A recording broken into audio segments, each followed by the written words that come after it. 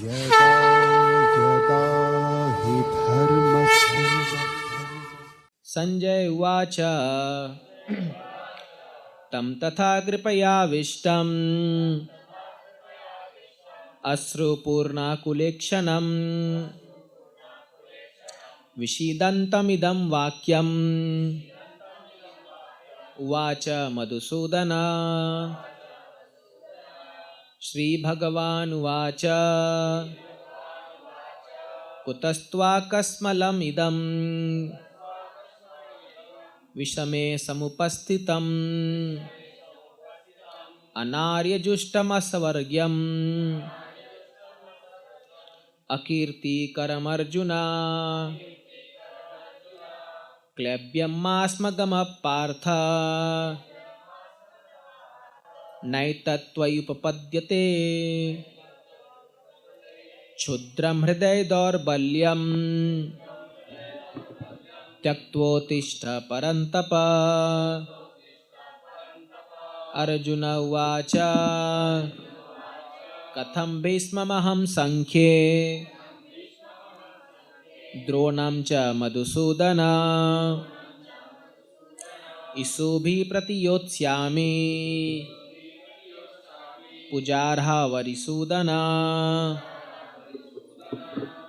गुरून् हत्वा हि महानुभावा श्रेयो भोक्तुं भैक्ष्यमपीह लोके हत्वार्थकामां सुगुरून् हैव भुञ्जीय भोगान् रुधिरप्रदिग्धान् न चैतद्विद्म कतरन्नगर्यो यद्वा जयेम यदि वा न जयेयो यानेव हत्वा न जीविषाम ते अवस्थिता प्रमुखे धार्तराष्ट्राय कार्पण्यदोषोपहता स्वभावा पृच्छामि त्वां धर्मसम्मूढचेतः यश्श्रेयस्यान्निश्चितं ब्रूहि तन्मे शिष्यस्तेऽहं साधि मां त्वां प्रपन्नम् न हि प्रपश्यामि ममाप्नुयात् यच्छोकमुच्छोषणम् इन्द्रियाणाम् अवाप्य भूमावसपत्नमृद्धम् राज्यं सुरानमपि चाधिपत्यम्। संजय उवाच एवमुक्त्वा ऋषिकेशं गुडाकेशः परन्तप न योत्स्यति गोविन्दम् उक्त्वा तूष्णीं बभूवः। तमुवाच ऋषिकेश प्रहसन्निव भारत सेनयोरुभयोर्मध्ये विषीदन्तमिदं वच। हरे कृष्णा कृष्णा कृष्णा हरे हरे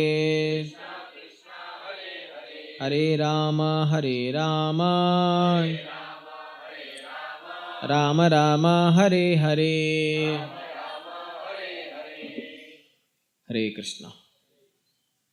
तो ये दूसरा अध्याय जो स्टार्ट हुआ है इसमें आप देखोगे पहले 7 श्लोक में भगवान को जब अर्जुन अपनी एक प्रकार से कायरता के लक्षण दिखाता है या अपने हृदय के दौर्बल्यम अपने हृदय की दुर्बलता को दिखाता है तो भगवान उसको बहुत भर्त्सना कर रहे हैं। वो कह रहे हैं क्लैब्यम मागम, अरे तुम तो एक नपुंसक की तरह बात कर रहे हो। हाँ, तुम्हारे अंदर ये कमजोरी कहाँ से आ गई, क्योंकि तुम एक क्षत्रिय हो। और ऐसे करके भगवान जो है उसको एक प्रकार से डांटते हैं। बट अर्जुन जो है यहाँ पर फिर भी वो कह रहा है भगवान अब ये मेरे बस की बात नहीं है, और इसीलिए आप देखोगे कि 7वें श्लोक में वो भगवान को पूर्णतया सरेंडर कर देता है। कार्पण्य दोषोपहता स्वभाव पृच्छामि द्वाम धर्म सम्मूढ़ चेता। सम्मूढ़ चेता, मैं माने सभी प्रकार से मूढ़ हो चुका हूँ। मेरी जो चित्त है वो पूरा बिविल्डर हो चुकी है, मतलब मुझे कुछ समझ नहीं आ रहा क्या करे क्या ना करे। और इसीलिए यश्रेय निश्चितम ब्रूहि तन्मे। श्रेय मतलब मैं बता रहा था, प्रयास और श्रेयस दो प्रकार के मनुष्य के लक्ष्य होते हैं। तो प्रयास है शॉर्ट टर्म गोल और श्रेयस है लॉन्ग टर्म गोल। तो श्रेया, मुझे मेरा दूर का गोल समझ में नहीं आ रहा क्या करना है अभी। शिष्यस्तेहम साधि माम तम प्रपन्नम। हे भगवान, इसलिए मैं शिष्य हूँ और आप मेरे गुरु हो, मैं आपको प्रपन्नम, आपको सरेंडर करता हूँ, आपको पूर्णतः से शरणागत होता हूँ। तो अब जब है ये शरणागत होने के बाद जो है, अभी ये हम 3 श्लोक में देखेंगे। ये 8वां श्लोक का जो तात्पर्य बड़ा इंटरेस्टिंग है और प्रभुपाद जी इसमें बहुत सुंदर गुरु की महिमा के बारे में बताते हैं। तो 8वां का अनुवाद पढ़ेंगे। मुझे ऐसा कोई साधन, बहुत इको हो रहा है, मुझे ऐसा कोई साधन नहीं दिखता जो मेरी इंद्रियों को सुखाने वाले इस शोक को दूर कर सके। स्वर्ग पर देवताओं के आधिपत्य की तरह इस धन धान्य संपन्न सारी पृथ्वी पर निष्कंटक राज्य प्राप्त करके भी मैं इस शोक को दूर नहीं कर सकूंगा। तो यहां बता रहे अर्जुन की जो कंडीशन भी मेरी हो गई है, अगर मैं पूरे स्वर्ग का राज्य भी प्राप्त कर लूं तो भी मैं ये शोक दूर नहीं कर पाऊंगा। मैं इतना मोहग्रस्त हो चुका हूं अभी। क्या शोक है? कुछ शोक नहीं है एक्चुअली देखा जाए तो, लेकिन शोक इस बात का है कि ये मेरे जो सारे जो यहाँ पर मेरे भाई या मेरे दादा परदादा लोग हैं, उनको मुझे युद्ध में मारना पड़ेगा। तो आप देखोगे कभी कभी जिंदगी में ऐसे सिचुएशन आते हैं जब व्यक्ति को भले ही सारा ऐश्वर्य क्यों ना हो उसके पास, लेकिन वो सब फीका पड़ जाता है। जैसे एक बहुत बड़ा सिंगर था जो बहुत ख्याति कमा रहा था, बॉलीवुड के गाने गाता था, बहुत अच्छा नाम हो रहा था, बट उसका एक बेटा जो है वो एक्सीडेंट में मारा गया। तो उसके बेटे की मृत्यु के बाद ऐसा लगा कि मानो उसकी पूरी जिंदगी खत्म हो गई है। और फिर वो सोचने लगा कि क्या फायदा इतना कमा करके, इतना सब ऐश्वर्य धन धान्य करे, क्या फायदा। तो फिर वो धीरे धीरे फिर भगवान के भजन गाने लगे और उनको ये एहसास हुआ कि दुनिया में कितना चीज़ें सब जो है कितना टेम्पररी है, चीज़ें कितना क्षणिक है, तुरंत खत्म हो सकता है।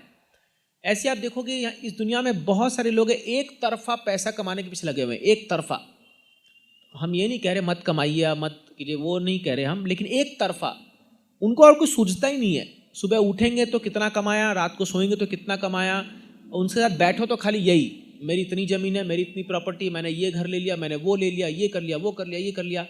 24 घंटा उनके दिमाग में खाली यही घुसा पड़ा है कि मेरी कितनी प्रॉपर्टी, उसकी कितनी प्रॉपर्टी, इसको बेचा, उसको खरीदा, वही चलता रहता है। तो ये क्या है, जो एक तरफा व्यक्ति भौतिकता की ओर आगे बढ़ता है, तब सडनली उसके जीवन में भगवान एक बड़ा सा भूचाल ला देते सामने या एक पत्थर मारते उसको, तो कुछ बड़ा हादसा हो जाता है जीवन में। बहुतों का ऐसा अनुभव है, एक बड़ा हादसा हो जाता है और फिर उसको सडनली क्लिक करता है, अरे ये क्या हो गया, मैं जो चीज लेके चल रहा था मेरे तो पूरा सब कुछ खत्म हो गया। तो फिर वो व्यक्ति, अगर वो व्यक्ति किसी साधु संतों या भगवान के संपर्क में है तो वो शास्त्र के आधार पर समझ पाएगा। जैसे मुझे एक भक्त का कॉल आया, कल मैं अभी अपने गांव में था तो वहाँ पर एक कॉल आया और वो मुझे यही कह रहा था, प्रभु जी मेरा सब कुछ खत्म हो चुका है, अभी कुछ तो उसके जीवन में कुछ समस्या आई और वो व्यक्ति अपने खेत में जाके बैठा हुआ था और वहाँ से मुझे कॉल किया, बोला प्रभु जी सब कुछ फिनिश हो चुका है, अभी ना मेरा पैसा है ना मेरे परिवार वाले, कोई नहीं है, सब कुछ खत्म हो गया। तो मैंने उसे कहा तुम्हारे पास कृष्णा है, तो क्योंकि तुम्हारे पास कृष्णा है वास्तव में कुछ खत्म नहीं हुआ। तुमको ऐसा लग रहा है कि सब कुछ खत्म हो गया, बट तुमने सही समय में कृष्णा का शरण ले लिया। और भगवान तो कहते हैं कि जब तुम पूरा दुनिया को खत्म करके आओगे तब मेरे से स्टार्ट करोगे। तो जब हम पूरा दुनिया को वास्तव में ये कहने से लोग डर जाते हैं, लेकिन भगवान भागवतम में कहे हैं यस्याहम अनुग्रहामि हरिष्य तद्धनम शनय। जब मैं किसी व्यक्ति पर विशेष कृपा करता हूं तो मैं उसका सारा धन धान्य छीन लेता हूं। विशेष कृपा है तो आप डरिए मत, हम पर इतना जल्दी नहीं होगा। जनरली ये बोलने से लोग थोड़ा डर जाते हैं, अरे अभी भक्ति कर रहे हैं पता नहीं चला, सब ऐसा नहीं होगा। ये बहुत विशेष भक्तों पर होता है और जो उसके लायक होते हैं उनको ही भगवान ये देते हैं। तो मैं सब कुछ छीन लेता हूँ, क्यों? क्योंकि भगवान चाहते हैं वो एकमात्र खाली मेरा शरण ले, जैसे शिला प्रभुपाद। तो प्रभुपाद जी आप देखोगे उनके जीवन में, प्रभुपाद जी एक बहुत बड़े फैक्ट्री के मालिक थे। इलाहाबाद में उनका एक दे लैबोरेटरी करके उन्होंने अपना खुद का एक ऑइंटमेंट बनाया था। जैसे अभी आयोडेक्स क्रीम आता है ना, आयोडेक्स, ये वॉलिनो, ये सब आता है। तो प्रभुपाद जी ने अपना खुद का एक दे लिनिमेंट करके एक क्रीम बनाया था जो बहुत फेमस हो रहा था और अच्छा खासा उनका फैक्ट्री चल रहा था, अच्छा खासा। बट साथ साथ वो जो है ये भगवद गीता का प्रचार में भी लगे हुए थे, back to God magazine print कर रहे थे। घर में उतना सपोर्ट नहीं मिल रहा था पत्नी और बच्चों का, लेकिन फिर भी प्रभुपाद जी सब चला था। लेकिन सडनली एक ऐसा ट्विस्ट आया लाइफ में कि इधर पत्नी साथ देना छोड़ दी, इधर जो है फैक्ट्री में जो है आग लग गया एक बार और सारे जो वर्कर्स है वो सब लूट के ले जाने लगे। तो उनका तो एक बार जब आग ऐसा लग गया फैक्ट्री में, तो उनका बेटा बोला कि पिताजी आप जाके बचाते क्यों नहीं हो, जो बचा वो तो ले आओ। तब प्रभुपाद जी कहते बेटा क्या क्या बचाओगे, जब भगवान देता है ना तो ऐसा छप्पर फाड़ के देगा कि दो हाथ से समेट नहीं पाओगे, और जब छीनेगा ना, लेगा ना, तो क्या बचा पाओगे। तो इसलिए अब जान दो, जो हो रहा है होने दो। मतलब प्रभुपाद जी एकदम डिटैच मूड में आ गए थे, एकदम बोले अब सब जान दो। तो प्रभुपाद जी फिर क्या है, घर से भी वो लेके सन्यास की ओर आगे बढ़ चले। और फिर जब दिल्ली में प्रभुपाद जी एक बैक टू गॉडेड मैगजीन को प्रिंट करते थे प्रभुपाद जी, और उसको चाय की दुकान में जा जा के बेचते थे। चाय की दुकान में मतलब कई लोग उनको हंस करके टाल देते थे, अरे क्या ये सब बात कर रहे हो, अभी आज़ाद भारत में ये सब अभी कौन पढ़ेगा गीता, और ये कई लोग मजाक उड़ाते थे। प्रभुपाद जी को कई बार उनको सुबह ब्रेकफास्ट खाने का पैसा भी नहीं होता था। जो पैसा वो कमाते थे थोड़ा बहुत ये पत्रिका बेच करके, उससे और बुक्स प्रिंट करते थे। तो वो सोचिए सुबह का वो नाश्ता भी नहीं करते थे। तो वो जब जाते थे दिल्ली में प्रिंटर के पास बुक प्रिंट करने के लिए, तो प्रिंटर कहता था कि अभय बाबू आप कुछ खाए नहीं हो, कुछ खा लो। बोले नहीं नहीं नहीं नहीं। तो बोले तुम पागल हो, इतना मेहनत क्यों कर रहे हो इसके लिए। तो बोलते थे ये मेरे गुरु का आदेश है और ये मुझे पूरा करना है कैसे भी करके। तो बोले, तो वो बताते थे बाद में कि इस व्यक्ति का डिटर्मिनेशन, इस व्यक्ति का जो दृढ़ संकल्प देख करके मैं भी चकित हो गया था कि सोचिए कोई अपना खाना छोड़ करके जो है वो बुक प्रिंट करने के लिए पैसा कमा रहा है ना। तो ऐसे करके प्रभुपाद जी दर दर भटके, कई साल उन्होंने ऐसे बहुत प्रयास किया। और प्रभुपाद जी कविता लिखते हैं उस दौरान, वो लिखते हैं कि आज मेरे पत्नी है, मेरे बच्चे हैं, मेरे सब सगे संबंधी है, लेकिन वो केवल एक कोरे कागज पर एक नाम बन के रह गए, वो कोई काम के नहीं है मेरे लिए। मतलब आज मेरी ऐसी स्थिति हो गई है। और उस समय प्रभुपाद जी ये श्लोक कोट करते हैं कि जब भगवान विशेष कृपा करते हैं तो भगवान उसको ना इतना हद तक उसको वो लाचार बना देंगे कि उसके पास कोई और ऑप्शन नहीं है, कोई उपाय नहीं है, वो केवल जो है भगवान को स्मरण करेगा। ऐसा ही सिचुएशन आ जाता है। ऐसे बहुत महान भक्तों हुआ, तुकाराम महाराज, ऐसे बड़े बड़े भक्तों के साथ ऐसा होता है। लेकिन आपको लगे अरे बाप रे ये कैसा हो रहा है, लेकिन आपको नहीं पता कि वो भक्त उस समय क्या महसूस कर रहा है। वो जो एक अल्टीमेट सरेंडर की जो भावना है, हाँ, वो इतनी ज़्यादा होती है उस समय कि वो भगवान को हमेशा अपने नज़दीक पाता है। तो प्रभुपाद जी बाद में जब इस्कॉन एस्टैब्लिश हो गया और प्रभुपाद जी के हजारों फॉलोअर्स हो गए, कितने मंदिर हो गए, बहुत धन आया, बहुत धन जमीन बहुत। अभी आज अगर आप इस्कॉन की प्रॉपर्टी का आंकलन करेंगे तो कोई हिसाब ही नहीं है, कोई गिनती नहीं है, कितना मंदिर, इतना जमीन कहाँ का क्या हो रखा है।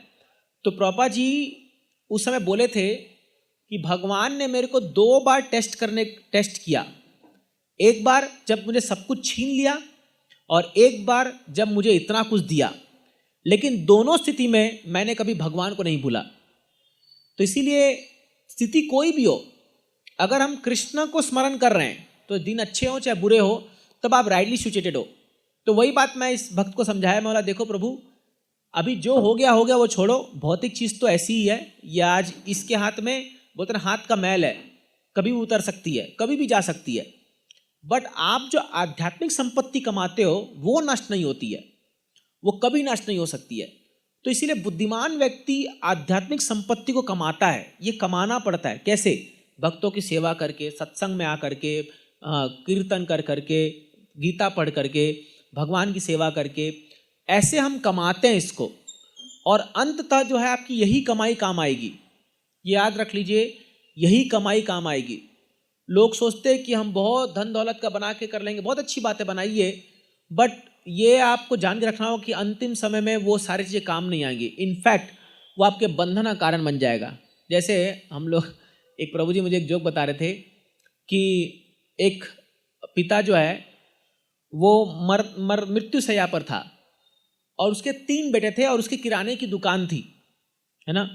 तो और बहुत चलती थी किराने दुकान। ये मतलब ये इतना आसक्त था उस दुकान से कि सुबह से लेके शाम तक वहीं बैठा रहेगा। अभी भी आप कुछ टिपिकल लोगों को देखते हो कैसा, जो मतलब 5-5 पैसा के लिए भी हिसाब करते रहेंगे, 5 बार गिनेंगे उसको पैसा को रात को। हाँ, कई लोग तो पैसे के ऊपर ही सो जाते हैं और खाना खाने भी नहीं आएंगे घर में। खाली वो एक जो एकदम बोलते ना कंजर टाइप के लोग, एकदम कंजूस टाइप के लोग ऐसे रहते हैं, ऐसे होते हैं। तो ये वैसा टाइप का आदमी था, लेकिन अभी तो क्या तबीयत खराब हो गई, मृत्यु के शैया पर लेटा हुआ है। तो बोलता है पहले अपने बेटे का नाम, अरे राम कहाँ है? ठीक है, वो पिताजी मैं यहाँ हूँ। फिर बोला अरे श्याम कहाँ है? वो बोला पिताजी मैं यहाँ हूँ। हाँ, फिर बोला लखन कहाँ है? बोला यहाँ हूँ। तो सिर पे हाथ पटक के रोने लग गया, बोला अरे तुम तीनों यहाँ के, तो दुकान कौन संभाल रहा है? तो वो लोग बोले हे भगवान, अभी भी इसकी चेतना दुकान में पड़ी हुई है।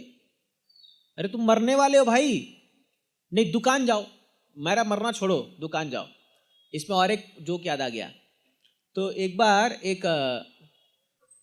एक व्यक्ति था जो अपने 50 के बाद उम्र में आगे बढ़ रहा था। तो उसके बेटा सोचा कि पिताजी को वैराग्य नहीं आ रहा है ना, पिताजी को जो है, अरे अब तो उनको सब छोड़ना चाहिए ना, ये छोड़ेंगे तब तो मेरे को मिलेगा। तो वो बहुत प्रयास किया पिताजी को समझाने का, गीता पढ़ाया, उसको वैराग्य नहीं आता था, बहुत आसक्त था अपने घर गृहस्थी सब चीज़ से। तो क्या हुआ, वो एक ऐसी किसी भक्त को बुलाया, कोई ऐसी किसी जैसे इस्कॉन संस्था से किसी को बुलाया, बोला आप इनको 1 महीना में अगर आप इनको वैराग्य ला दिए इनके जीवन में, तो आपको मैं जो बोलेंगे आपके लिए मैं करूँगा, वो दूंगा। बोले हाँ 1 महीना में आराम से हो जाएगा, काम हो जाएगा। तो ये जो था हर दिन सुबह शाम इसकी क्लास लेता था, गीता का क्लास ले रहे थे, इनको समझाते थे धृतराष्ट्र का उपाख्यान और सारे वैराग्य के पास्ट टाइम स्टोरी सुनाते रहते थे इनको।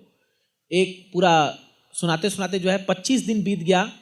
तो ये अपने बेटा से बोलता है, बेटा मुझे जो है अभी जाना है वाराणसी, वो घाट पे जाना है मेरे को। हाँ, मेरे को शमशान घाट, वाराणसी का बहुत फेमस घाट है ना, जो बहुत सारे 10 बॉड जलती है। तो बोला अरे लग रहा वैराग्य आ रहा है, पिताजी को वहाँ जाना है घाट पे कौन जाता है जिसको वैराग्य आता है, शमशान वैराग्य तो होता है ना, तो वैराग्य देखने के लिए जाना है मेरे को। तो बोले बहुत क्यों नहीं जाएंगे पिताजी, मैं भी चलूँगा, चलिए साथ में हम दोनों जाएंगे, चलिए। तो वहाँ गए, तो वहाँ आप जानते हो कि लाइन रुकती नहीं है, मतलब इतने सारे चिताएँ जलती हैं, इतने सारे लोग मरते रहते हैं। तो जलते रहते जल रही है। ये आँखों से इसके आंसू गिरने लग गया पिताजी के, पूरा एकदम टप टप टप टप टप टप। तो बेटा बोला, उसको बोला वो प्रभु जी को जो भी था, बोला बहुत बढ़िया काम किया तूने यार, वैराग्य ला दिया तूने पिताजी के अंदर। एकदम रोए जा रहा है देख करके, वहाँ आग जल रही है, वहाँ रोए जा रहा है। तो बोला पिताजी क्या सोच रहे हो? बोला यार मैं कितना बड़ा मूर्ख था, काश मैं लकड़ी का बिजनेस किया होता। इतने लोग मर रहे हैं, इतनी लकड़ी की यहाँ दरकार है, कितना कमाई होता। तो बेटा सिर पटक लिया और वो प्रभु जी भी हाथ पर बोले अरे बाबा इसका कुछ नहीं हो सकता, है ना। तो इस तरह आसान नहीं है ना, वास्तव में संसार से वो निरासक्त होना मजाक नहीं होता। चाहे हम भले ही कितना बाहर से दिखा ले मुझे कोई आसक्ति नहीं है, मुझे कोई नहीं है। इवन मैं ये भी कह सकता हूँ कि अब इसे हम लोग हैं, हम लोग सब छोड़ छाड़ के आने के बाद भी हमें चीज़ों से आसक्ति हो जाती है। माया बहुत प्रबल है, इसको प्रैक्टिस करना पड़ता है। तो कोई सोचे सडनली मैं बस 60 का होऊंगा और अब मैं सब छोड़ दूंगा, सब मोह माया है, सब मोह माया, सवाल ही नहीं उठता, नहीं छोड़ पाएंगे आप, क्योंकि आप वो प्रैक्टिस नहीं कर रहे ना धीरे धीरे। तो इसलिए क्या है कि ये चीज़ों को, ये एक संपत्ति है, वैराग्य भी एक संपत्ति है। भगवान के 6 हमने ऑपुलेंस आपको गिनाए थे, उसमें एक ऑपुलेंस है, एक भगवान का ऐश्वर्य है वैराग्य। Renunciation is an opulence. इसलिए आप देखिए कोई आप वैरागी को देखते हो तो हमारा मन आसक्त होता है, अरे मतलब उनके प्रति आकर्षण होता है कि अरे कितना वैरागी है, कितना डिटैच्ड है ये, है ना।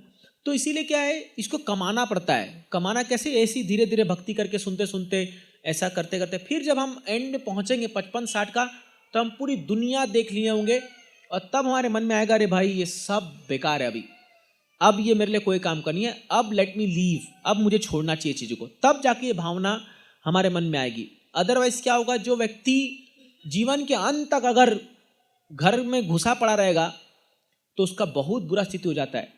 ये भागवतम कह रहा है, मैं नहीं कह रहा हूँ, मेरे शब्द नहीं है। कपिल मुनि देवहूति को तीसरे स्कंद में बताते हैं इसकी स्थिति क्या हो जाती है। उसकी स्थिति के बारे में बताया गया, बुरा मानिएगा, थोड़ा सा कठोर शब्द है। घर में पालतू कुत्ते के समान हो जाती है उसकी स्थिति। हाँ, जैसे वो कुत्ता को जो थोड़ा मतलब बिस्किट फेंकते हैं या उसको कभी, तो ऐसे उसकी स्थिति, उसको एक कोना में रूम दे करके बस उसको पड़े रहता है और बेचारा वृद्ध है, कुछ बोल नहीं सकता। आप कई वीडियो नहीं देखते हो जहाँ पर घर में वो कोई उसकी बहू मार रही है उसको, कितना ऐसा ऐसा आता है आजकल, तो वायरल होता है, ये आता है। क्या स्थिति होती है उस समय उसकी, उसको चुप डांट कर बैठा देते हैं उसको चुपचाप, कोई बात पे उसकी वैल्यू नहीं की जाती है। ये चीज़ें आ रही है, मैं नहीं बोलता सब घरों में ऐसा होगा, ऐसा ना हो, अच्छी बात है, बट ये स्थिति आ रही है। तो इसमें किसका दोष है? हाँ, जैसे हम लोग पिछले बार वो सास बहू की कथा बता रहे थे, तो आज इस पर भी थोड़ा चर्चा करना चाहिए, किसका दोष है इस पर। तो मैं ये बात बोला था तो कई लोग मुझे कहे कि हाँ कहीं तो आर्ट ऑफ पेरेंटिंग सेमिनार से था, वहाँ पर मुझे कोई बता रहा था कि प्रभु जी इसमें तो अब उन बच्चों का भी दोष है जो लोग माँ बाप को इतना रिस्पेक्ट नहीं देते। बट अगर आप शास्त्र देखोगे और मेरा व्यक्तिगत मत देखोगे तो दोनों का दोष है। क्योंकि अगर पिता या घर का मुखिया अपने हर एक स्टेज ऑफ लाइफ पे एक एग्जाम्पल सेट नहीं करेगा तो जो उसकी नेक्स्ट जनरेशन है वो उसका सम्मान नहीं करेगी। देखिए, हमारा जो वैदिक वर्णाश्रम धर्म है वो इतना सुंदर बनाया गया है कि हर एक स्टेज ऑफ लाइफ पे आपको एक एक दायित्व दिया गया है। फॉर एग्जाम्पल, 25 साल तक ब्रह्मचर्य का पालन करना चाहिए।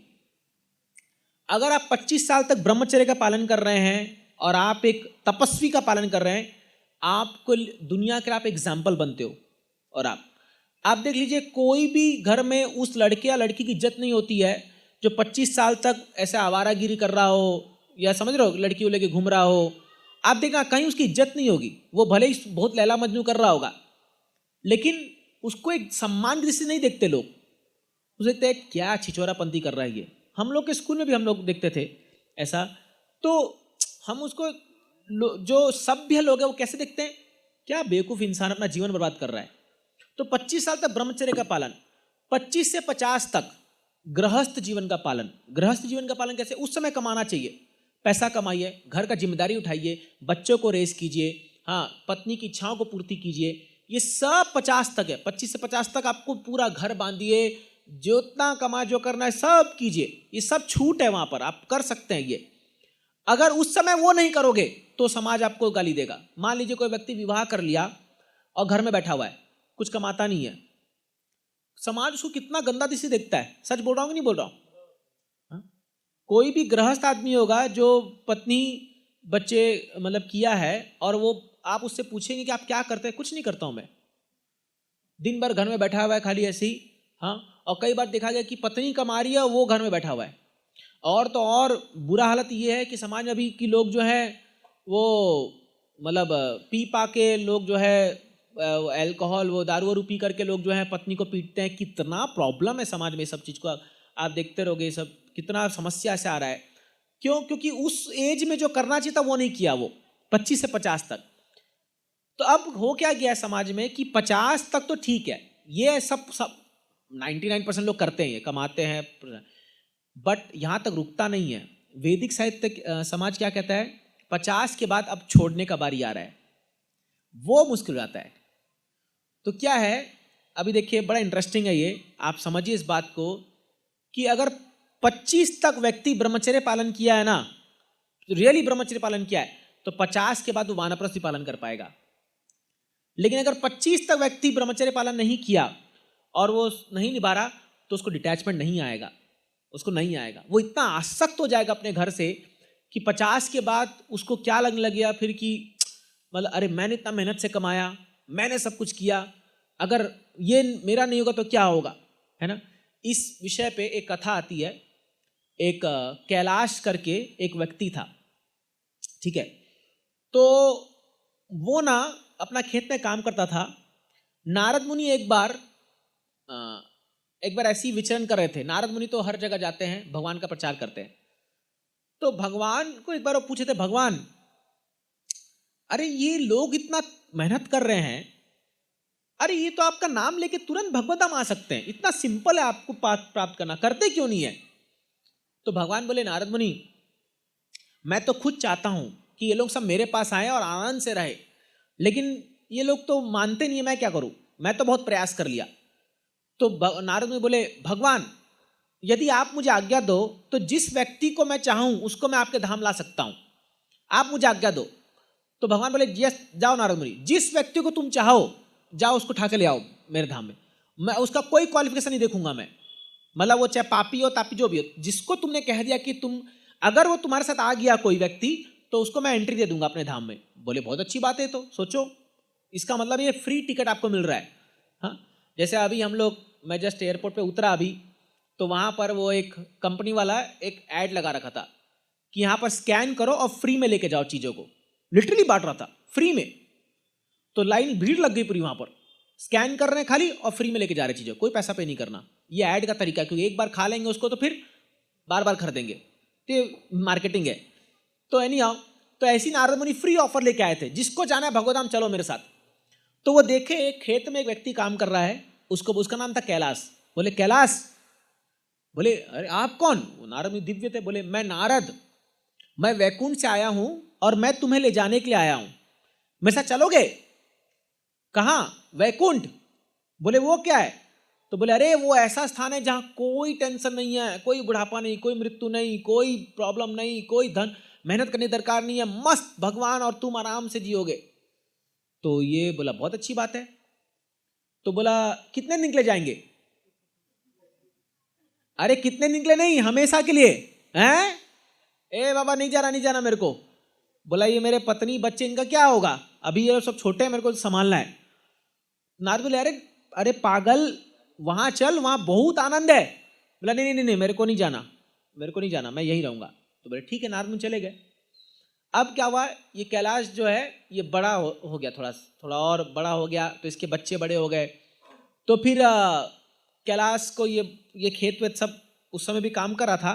फिर नारद मुनि आए, बोले कैलाश पहचाना मेरे को? बोला अरे हाँ, बहुत साल पहले तुम आए थे मेरे को ले जाने के लिए। बोले वो ऑफर मैं फिर से दे रहा हूं, फिर से वो ऑफर आया, नया ऑफर, अभी फिर से सेम चीज आया है, चलना है मेरे साथ? तो ये उस समय बूढ़ा हो गया था। बोला नहीं नहीं, देखो क्या है ना, अभी मैं खेती करके बहुत धान जो है इकट्ठा किया हूं, लेकिन मुझे मेरे बच्चों पर भरोसा नहीं है, ये लोग जो है ना ये सब लूट कर खा जाएंगे, मेरे को इन पर भरोसा नहीं है, इसलिए क्या करो, अभी नहीं थोड़ा देर बाद चलेंगे, थोड़ा दिन बाद, ठीक है। ऐसे कर करके ये मर गया, ये कैलाश है। अब मरने के बाद क्या हुआ, क्योंकि इसका जो है बहुत आसक्ति था, तो ये उसी घर में या उसी खेत में आसपास कुत्ता बन के पैदा हुआ, ठीक है, भौ भौ करके कर रहा है। अब फिर नारद मुनि आए, नारद, अरे ये शास्त्र में कथा आती है ऐसी। तो नारद मुनि आए, बोले कैलाश वो भौ भौ भौ कर रहा है, पहचाना मेरे को? अब तो क्या बोलेगा, भौ भौ भौ करे जा रहा है खाली, लेकिन समझ गया, अरे नारद तुम? तो नारद मुनि इसको बोलने की उसकी भाषा समझ गए। बोले अभी भी देर नहीं हुई है, चलो मेरे साथ, मैं तुमको अभी भी लेके जाऊंगा, क्योंकि तुम्हारा मेरा पुराना रिश्ता है, तुम मेरे अच्छे दोस्त हो, मैं चाहता हूं तुम भगवत धाम आओ, अब भले तुम कुत्ते शरीर में हो। तो फिर ये क्या बोलता है, अरे इतना मैंने घर बार बांधा, हाँ इतना मेहनत किया, अभी देखो यहां पर ना ये लोग गेट खुला खोल के सो जाते हैं रात को, मेरे बच्चे लोग जो है, चोर आ गया चोरी कर लेगा तो कौन, कोई देखने वाला नहीं है, मुझे बड़ी चिंता है मेरे संपत्ति की। बोला अरे पागल, कुत्ता शरीर में भी तेरे को चिंता है? बोला हाँ, तभी तो मैं यहाँ इस चार दीवारी को छोड़ के मैं जाता नहीं हूं कहीं पर, मैं घूमते रहता हूँ रात भर, यहाँ भाव भाव करते घूमते रहता हूँ रात भर। नारद मुनि बोले तू मानेगा नहीं, जा मर यहीं पर इस संसार में। चले गए नारद मुनि। फिर एक कुत्ता में भी मर गया शरीर में, फिर ये सांप बन के पैदा हुआ उसी फील्ड में, सांप बन कर खिसक खिसक के चल रहा है। फिर नारद मुनि आए, फिर नारद मुनि कहा कैलाश पहचाना मेरे को? वो ऐसे हिसिंग कर रहा है, मतलब आवाज कर रहा है वो सांप जो है। बोला नारद मुनि मेरा अभी क्या होगा? तो बोले चल मेरे साथ, अभी भी मौका है, अभी भी।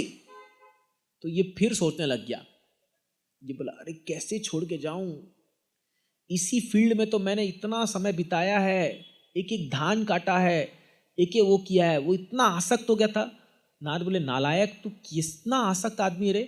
फिर नारद वो बोला अच्छा अब तेरे को बताता हूं मैं। तो क्या नारद में वो चिल्लाए जोर से सांप सांप सांप। तो इसके जो बच्चे थे वो बाहर निकल के आए और डंडा से मार मार के उसको जान से मार दिए इस सांप को।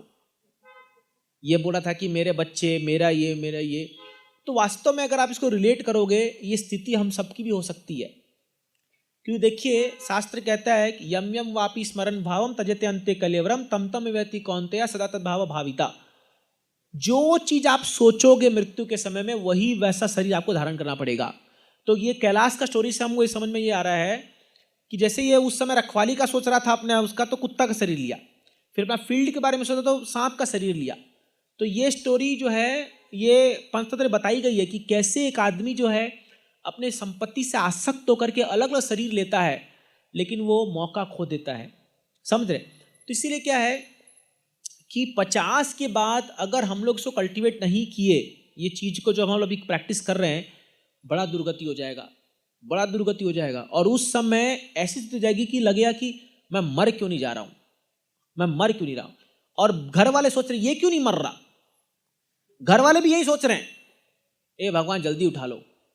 बुरा मानिएगा, थोड़ा कठोर लगेगा, लेकिन मैंने ऐसा देखा है, मैं सच बता रहा हूं। क्योंकि वो बेड पे पड़ जाता है व्यक्ति, उसका मल मूत्र सब बेड पे करना पड़ रहा है उसको। तो इधर लोग वो भले ही बहू जाके कर देगी, लेकिन आके बहुत चिल्लाती है फिर पति के सामने, अरे मेरे कैसे भाग्य फूटे थे, मेरे को बूढ़े का सेवा करना पड़ रहा है या बूढ़ी का सेवा करना पड़ रहा है। माफ कीजिएगा लेकिन सच्चाई है, ये सच्चाई है। इसीलिए कई लोग, मेरी माँ भी बार बार कहती थी भगवान अगर हमने कुछ सेवा की तो इतना देना कि हम चलते हाथ पांव चले जाएं इस संसार से। कई लोग ऐसा मांगते हैं, बट अनफॉर्चुनेटली ऐसा होता नहीं है। कई बार तो लोग 10 साल 15 साल मरते ही नहीं है, आंख बंद कर लेटे हुए, लगा चला गया, नहीं मैं जिंदा हूं अभी। तो कई बार लोग यज्ञ कराते हैं, गोदान कराते हैं, भगवान तकलीफ भी देखी जा रही है ना, बहुत तकलीफ है, इंटेंस पेन है, क्या करे, मार नहीं सकते उनको जा। तो ऐसी चीज होती है कि दोनों ही फंस गए, वो भी चाह रहा है कि मेरा गति क्यों नहीं हो रहा और ये भी चाह रहा है कि अरे ये जा क्यों नहीं रहा ये। तो ऐसा स्थिति ना आए हमारे साथ, ऐसा कभी ना हो हमारे साथ। इसीलिए 50 के बाद एटलीस्ट सीरियसली लग जाना चाहिए कि भैया कैसे निकले संसार से। 50 बाद जब आपके बच्चे इतने बड़े हो जाएं कि वो आपका सारा चीज देखभाल कर सकते हैं, अपना खुद कर सकते हैं, आप रहिए घर में, कोई दिक्कत नहीं, लेकिन डिटैच वे में रहिए। हाँ, पूर्णतः भक्ति में लग जाइए। प्रभुपाद जी कहते हैं मनुष्य को अपने जीवन में एटलीस्ट 15 साल जो है फुल टाइम भक्ति करना चाहिए। 15 साल, ये प्रभुपाद जी का स्टेटमेंट है, मेरा स्टेटमेंट नहीं है। मैं आपको रेफरेंस भी दे सकता हूं। फर्स्ट कैंटो में प्रभुपाद जी जब पांडव लोग रिटायर होते हैं, 15 चैप्टर, फर्स्ट कैंटो का 15 चैप्टर में प्रभुपाद जी तात्पर्य में लिखते हैं ये कि एक व्यक्ति को जीवन में एटलीस्ट 15 साल ऐसा बिताना चाहिए जो फुल फ्लेज भक्ति वो कर रहा है। तो अब इसीलिए हम लोग क्या कहते हैं कि देखिए आजकल का जो एवरेज व्यक्ति जीता है वो 65 से 70 साल के बीच में है, अगर आप निकाल लो गणित के हिसाब से। तो अगर आप 50 के बाद स्टार्ट करोगे इसको, चलो 55 पकड़ लो, 55 से भी अगर आप 15 साल बोलते तो 70 साल हो जाएगा। तो एटलीस्ट स्टार्ट कर देना चाहिए। इसलिए हमारा फायदा है, ब्रह्मचारी लोग का बहुत फायदा है कि वे लोग तो मैंने हम लोग को मौका ऐसा पहले से ही मिल गया है, 25 साल से हमको मिल गया। अभी मेरा जीवन में 10 साल लगभग होने आ गया, फुल टाइम भक्ति ऑफकोर्स प्रयास कर रहे हैं, बट स्टिल 15 साल ऐसा प्लानिंग करके चलिए कि मेरे को अपने जीवन के अंतिम 5, 10, 15 साल जो है फुल टाइम कृष्णा कॉन्शियस में बिताना है। तो वैसा प्लानिंग कीजिए। अभी खास करके जो लोग मिड 30s 40s में हैं, उनसे मैं रिक्वेस्ट करूंगा कि ऐसी फाइनेंशियल प्लानिंग कीजिए कि आपको अंतिम के 10 साल कमाना ना पड़े, अपना बैंक बैलेंस प्रॉपर हो, इतना हो कि आपको आराम से मिलता रहे अपना, और भक्ति में लग जाइए। ये प्रॉपर प्लानिंग, ये सब वैदिक में हमको सिखाया गया, वैदिक काल शास्त्र के हिसाब से सिखाया गया।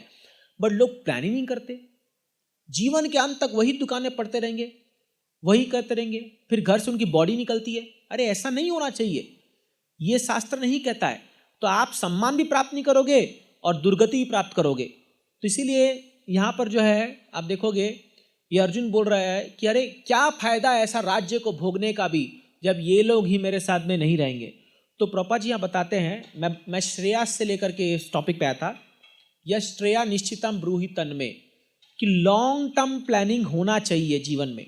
इसीलिए आप किसी प्रॉपर जो डिवोटी के साथ बैठ करके अपना प्लानिंग करना चाहिए कि मेरा नेक्स्ट 5 साल कैसा होने वाला है। आप जीवन को एक सर्कमस्टेंशियल मत बनाइए कि कई लोग होते हैं इतना बिंदास जीते हैं भैया, कुछ प्लानिंग नहीं करते हैं, अभी जो आ जाएगा उसको बस झेल लेंगे, आज खाओ पियो मजे करो, कल की कौन सोचा है। ये एकदम जानवरों की जिंदगी है। जैसे जानवर है, आप देखो प्रभुपाद जी कहते हैं एक बकरी है, आप देखो जब बकरी को हलाल करते हैं तो एक बकरी है, उसको वो घास दे रखा है, वो चबर चबर चबाए जा रही है। अरे वो देख रही है सामने वो लटक, उसको काट रहे हैं उसका गला, फिर भी चबर चबर चबाए जा रही है।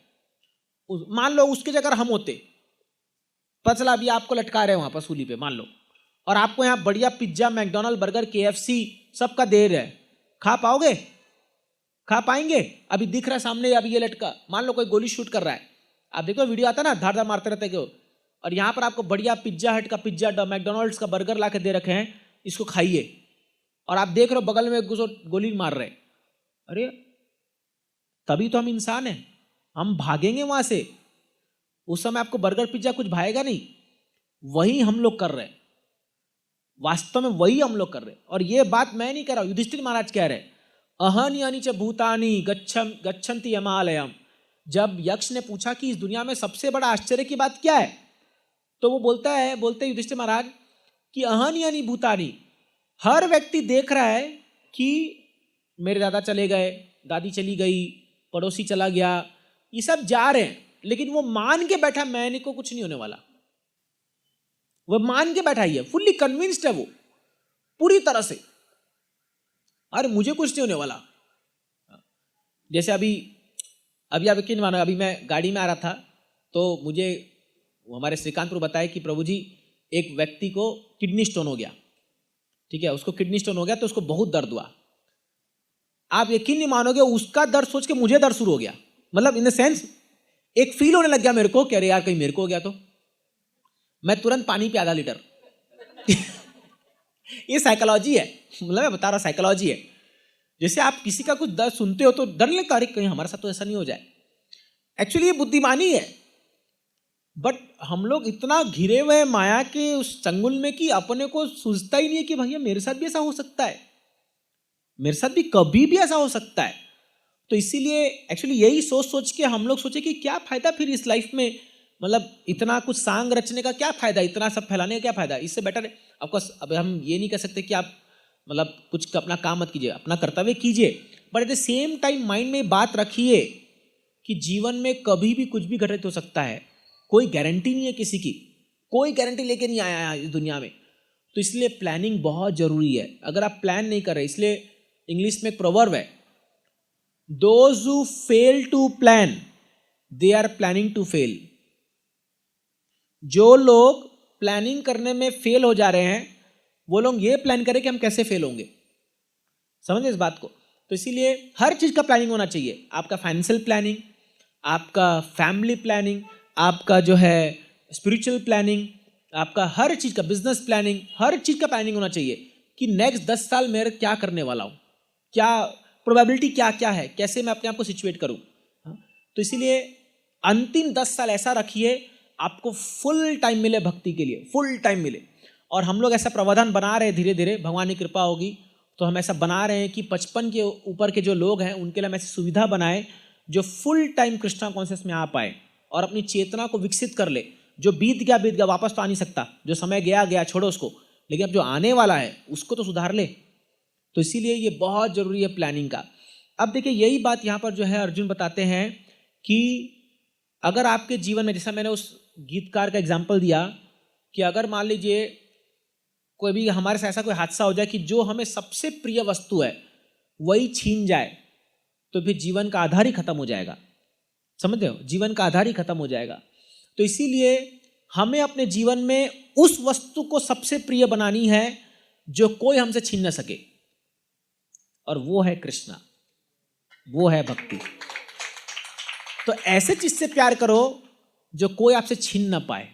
आपको लगे प्रभु जी आप क्या बात बोल रहे हो, लेकिन ये प्रैक्टिकल है, ये सच्चाई है, ये प्रैक्टिकल है। अगर आप कृष्णा से प्रेम करोगे, आप देखोगे आपको जीवन में एक ऐसा सुकून मिलेगा कि यार कुछ भी हो जाए, दुनिया तहस की नहस हो जाए, मैं और कृष्णा ये दो के बीच में कोई नहीं आ सकता, ये मुझसे कोई नहीं छीन सकता। तो भले ही बड़े से बड़ा भूचाल आ जाए जीवन में, लेकिन कृष्णा तो इंटैक्ट है ही। तो ये बात शास्त्र हमेशा कहता है। जैसे शास्त्र में गाना आता है चित्रकेतु महाराज का। चित्रकेतु महाराज की कई रानियां थी, लेकिन उनको संतान नहीं था, उनको बेटा नहीं था, है ना। तो क्या हुआ कि एक जो उनकी लास्ट रानी थी, उनसे उनको बेटा हो गया। तो एक्चुअली वो बहुत तपस्या किए और एक ऋषि ने उनको आशीर्वाद दिया कि एक्चुअली तुम्हारे योग में संतान नहीं है, लेकिन तुम इतना हट कर रहे हो, बोल के मैं तुम्हें देता हूँ एक संतान का, मैं तुम्हें उत्पत्ति का तुम्हें आशीर्वाद देता हूँ, बट उसका नाम होगा हर्ष शोक। वो तुम्हें हर्ष भी देगा और शोक भी देगा। तो ये इतना हर्ष में आ गया कि शोक भूल गया। ये बोला ठीक है देखेंगे जब शोक आएगा। तो ये जो है इतना, जब बेटा हुआ इतना खुश शोक मनाने लगा पूरा राज्य, फिर ये अपना राजपाट सब छोड़ दिया, सब खाली बेटे के साथ इतना आसक्त हो गया, उसके साथ दिन रात उसके साथ खेलना कूदना। और जिस रानी से वो संतान हुआ था उसको बहुत प्रेम करने लगा। तो बाकी सारी जो रानियां थी वो जाहिर सी बात है वो इससे एनवियस हो गई, इससे ईर्ष्या करने लगी बाकी इस रानी से। तो बोले हमारे सारे दुख का कारण ये बेटा है, ये लड़का है, इसको जहर दे के मार देते हैं। और वही वह जहर दे के मार दिया उसको। लंबी कहानी है लेकिन मैं आपको शॉर्ट बता रहा हूँ। जब जहर दे के मारे तो ये जो चित्रकेतु महाराज थे ये ऐसा पागल हो गए, ऐसा पागल हो गए कि मतलब इनको लगा कि सब कुछ सुनना हो गया। अभी इनकी करोड़ों की संपत्ति, इनकी रानियां, इनका जो इनके प्रजा वजा सब बेकार हो गया इनके लिए। बोला मेरे क्या फायदा मेरा जी करके, मेरा बेटा गया। इतना ज्यादा ये शोकाकुल हो गए। तब वो ऋषिगण आए, नारद मुनि आए थे, अंगिरा ऋषि थे। वो कहे देखो मैंने कहा था तुम ऐसी चीज से आसक्त हो चुके हो जो कि मैंने कहा था वो तुमसे जाने वाली है, लेकिन तुम मोहग्रस्त हो गए थे। फिर उनको ज्ञान देते हैं, फिर आगे जाके बहुत भक्ति करते हैं, वो कथा अलग है। लेकिन पॉइंट यहाँ पर यह है कि व्यक्ति अगर कोई ऐसी वस्तु जो टेम्पररी है उससे बहुत ज़्यादा आसक्त हो जाए ना, वो उसके बहुत दुख का कारण ही बन सकती है। इसलिए इसका मतलब ये नहीं कि आसक्त नहीं होना है, but don't be so much attached कि आप फिर और कुछ सोच ही ना पाओ, अरे ये नहीं तो कुछ नहीं, है ना, ये नहीं तो कुछ नहीं। तो इसीलिए यहाँ पर अर्जुन जो बता रहे हैं, प्रभुपाद जी तात्पर्य में कहते हैं ये ज्ञान कौन दे सकता है? एक आध्यात्मिक गुरु दे सकता है ना। तो एक प्रामाणिक गुरु जो होगा वो आपको यही सिखाएगा कि ऐसे वस्तु से प्रेम करो जो स्थायी है, जो कभी खत्म नहीं होगी। और उस गुरु के लक्षण प्रभुपाद जी तात्पर्य बताते हैं, क्योंकि पिछला श्लोक में हमने देखा था कि गुरु की बात की गई थी, अर्जुन गुरु को सरेंडर कर रहे हैं। कौन है ऐसा गुरु, उस गुरु के लक्षण क्या है? तो चैतन्य महाप्रभु गुरु के विषय में एक बहुत सुंदर श्लोक कहते हैं जो इसके तात्पर्य में है, किबा विप्र किब्यानासी शूद्र के नया जय कृष्ण तत्ववेता से ही गुरु हया। बहुत इंपॉर्टेंट पॉइंट है ये। किबा विप्र, चाहे कोई ब्राह्मण हो, किबा न्यासी, कोई सन्यासी हो, शूद्र के नया, चाहे वो शूद्र क्यों ना हो, जय कृष्ण तत्ववेता से ही गुरु हया। जिसको कृष्ण के बारे में पता है, जो कृष्ण के तत्वों को जानता है, वो गुरु है। इसलिए कभी ये नहीं सोचना चाहिए कि कोई सन्यासी वही गुरु हो सकता है, गृहस्थ है तो गुरु नहीं होगा, ऐसा कुछ जरूरी नहीं है। जो व्यक्ति कृष्ण के बारे में जानता है सब कुछ, तत्ववेता, तत्व में जानता है, वो गुरु है। आगे और एक श्लोक में प्रभुपाद जी बता रहे हैं, सट कर्म निपुनो विप्रो मंत्र तत्र विशारद अवैष्णव गुरु नर्स्याद वैष्णव सपचो गुरु।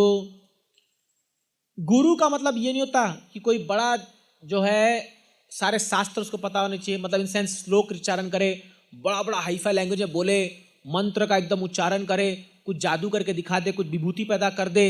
हाँ, ऐसा कोई जरूरी नहीं है गुरु होना।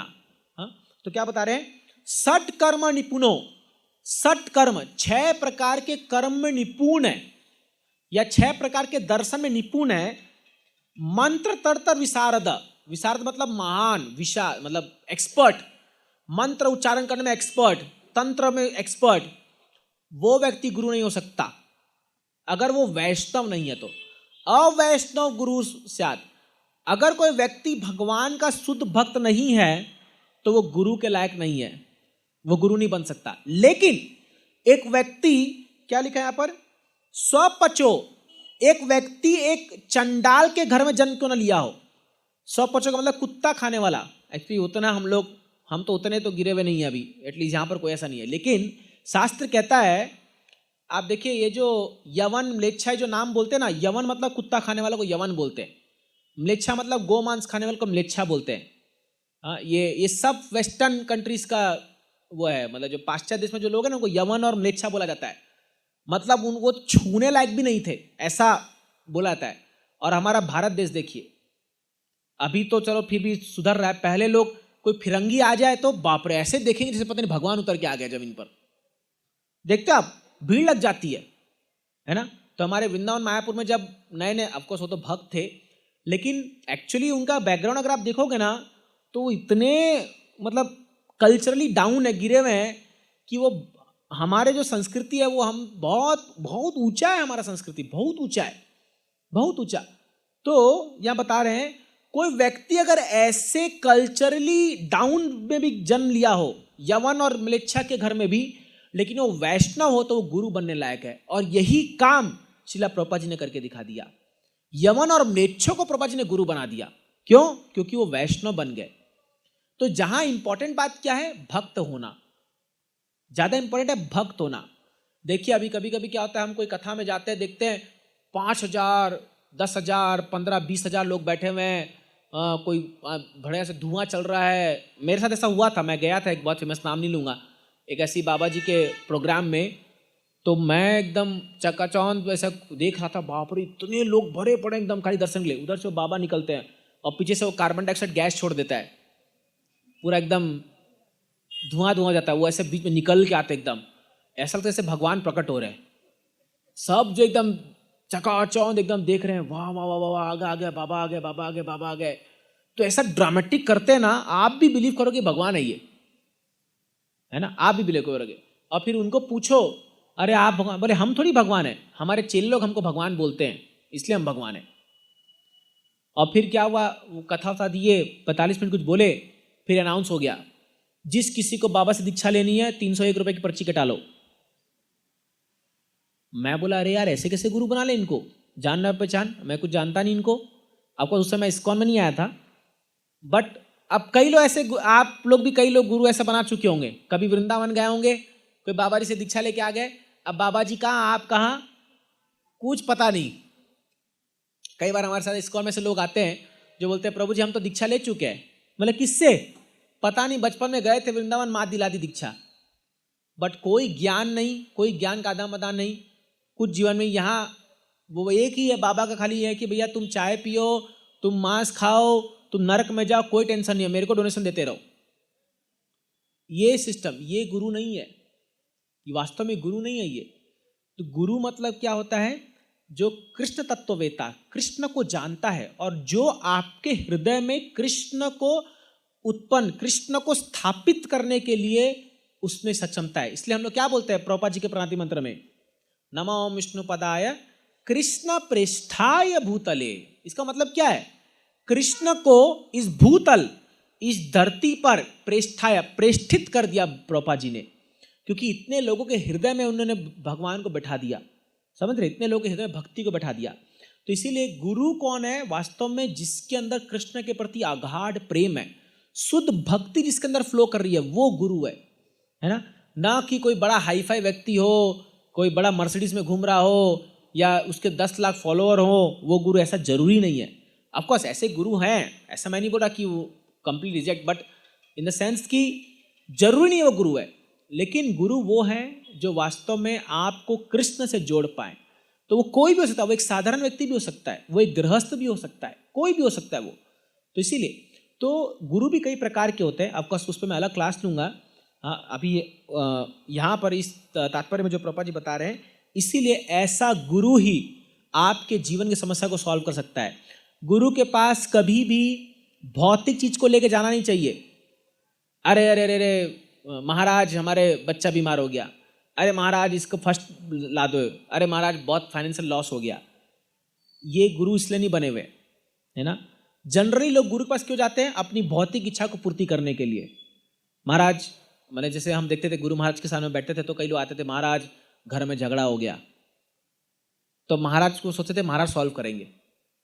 महाराज कमाई ठीक से नहीं हो रही है, क्या करें? और आजकल आप देखिए ऐसे गुरु आ गए हैं, सो कॉल्ड गुरु, बोलेंगे सोमवार को काला कुत्ता को ब्रेड खिला दो तो तुम्हारे घर में ये हो जाएगी, समस्या ठीक हो जाएगी। अरे गजब है भाई।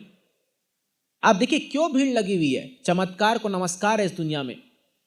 जो थोड़ा चमत्कार दिखा दे, जहां आप देखो कई ऐसा, थोड़ा मैं व्यंग कर रहा हूं लेकिन ये जानने की बात है।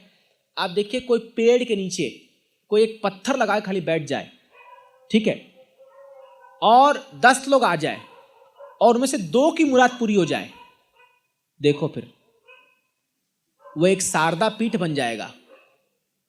सॉरी शारदा नाम ले रहा हूं, मतलब मैं ऐसा मैया के मैंने उनके बारे में नहीं बोला, लेकिन मैं बोल रहा हूं कि क्या होता है कि जहां पर व्यक्ति की भौतिक इच्छा पूर्ति हो वहां भीड़ लग जाएगी। देखो आप बाय डिफॉल्ट है ये चीजें, क्योंकि क्या है, लोगों को चाहिए कि शॉर्टकट में मेरा समस्या सॉल्व हो जाए। कौन शॉर्टकट में? और आपको पता नहीं इसका फायदा कितने लोग उठाते हैं। कितने लोग हैं जो ऐसे कला जादू के चक्कर में और ऐसे ताबीज, अंगूठी, एस्ट्रोलॉजी, बाप रे, लोगों के घर बर्बाद होते मैंने देखे हैं। बर्बाद कर दिया घरों को, लोगों ने बर्बाद कर दिया। घोड़े की नाल की अंगूठी पहनी है, आप गोवर्धन परिक्रमा जाइए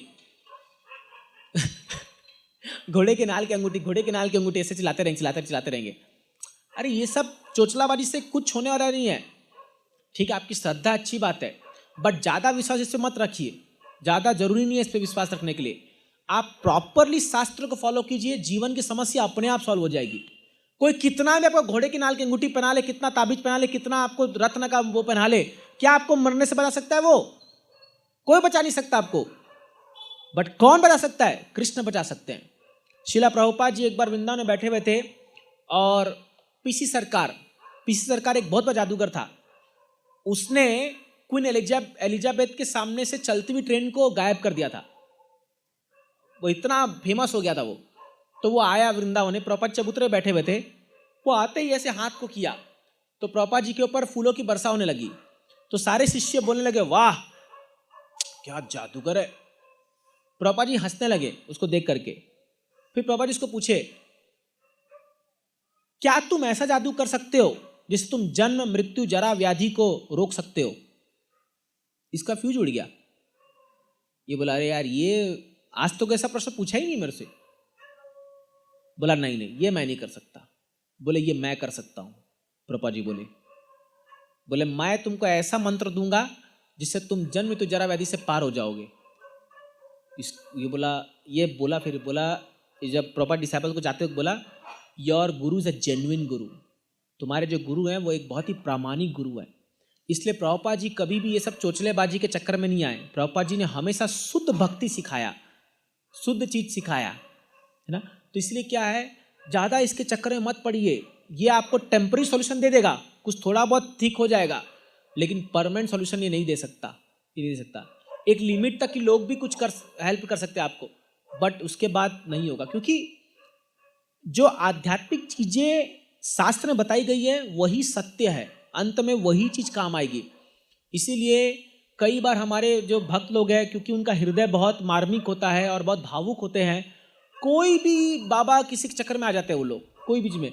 बट अपने विवेक का इस्तेमाल कीजिए, अपने बुद्धि का इस्तेमाल कीजिए, शास्त्र को पढ़िए। इसीलिए मैं आपके सामने गीता खोल के बैठा हूं। मैं नहीं बोल रहा कि मुझे फॉलो करो या मैं करो, नहीं, आप गीता को फॉलो कीजिए, आप प्रभुपाद जी को फॉलो कीजिए, तब आपको वास्तविक ज्ञान होगा। अगर मैं एक भी बात प्रभुपाद जी से हट के बोल रहा हूं तो आप मुझे लात मार के यहां से निकाल दीजिए, कोई दिक्कत नहीं है, वो सच है। क्योंकि जब तक हम एक प्रामाणिक गुरु को नहीं फॉलो करेंगे हमारी समस्या सॉल्व नहीं होने वाली है। नहीं होगा, यही शास्त्र कहता है। तो इसीलिए प्रभुपाद जी बहुत स्ट्रेस देते हैं, प्रामाणिक गुरु के शरण में जाइए, प्रामाणिक गुरु को अपनाइए, उनसे ज्ञान लीजिए और उसको फॉलो कीजिए। अपने आप जीवन की समस्या आप देखोगे ऐसे आपको सॉल्व दिखेगी, आपको लगे अरे यार ये कैसे हो रहा है, अपने आप होगा। तो चलिए हम थोड़ा सा 1-2 श्लोक और आगे पढ़ लेते हैं, क्योंकि हमको 11वां श्लोक अगले क्लास से स्टार्ट करना है। तो नेक्स्ट श्लोक में संजय कहते हैं, संजय ने कहा, इस प्रकार कहने के बाद शत्रुओं का दमन करने वाला अर्जुन कृष्ण से बोला, हे गोविंद, मैं युद्ध नहीं करूंगा, और चुप हो गया। अर्जुन एकदम शांत हो गया, अब मैं युद्ध नहीं कर सकता, मतलब नहीं कर सकता, ये मेरा फाइनल डिसीजन है। पूरी तरह से अर्जुन हार मान चुका है अभी यहाँ पर।